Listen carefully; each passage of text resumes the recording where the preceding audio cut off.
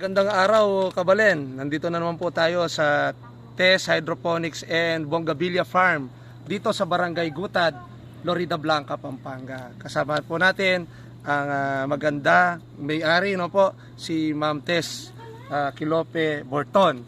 So Ma'am Tess, kumusta naman po ngayon po? Kumusta naman po kayo ngayon at kumusta po yung farm natin ngayon? Alam mo, Shal, may pare, no? After na nag-visit kayo dito, parang ang dami-dami na nagpupunta. Sabi ko parang ikaw ang nag-open sa opportunity. Parang naging talagang agritourism na itong ating farm. Ngayon, dami-dami natin mga visitors na pumupunta. Nagpipik sila ng mga fruits, mga kalamansi, no? Bumibili sila ng ating mga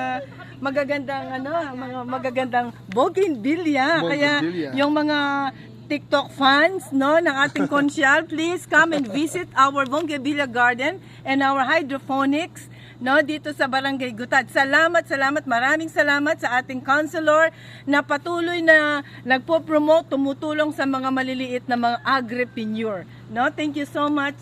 May pare kong Conchal, sana mas marami ka pang matulungan na mga small timer na business na katulad namin. Walang anuman po, ma'am. Para po sa ating mga kabalen na nagbi-business po at, sa agrikultura at sa lahat ng mga kabalen po namin. Shoutout po kayong lahat dyan at mabuhay po tayong lahat. Maraming salamat po.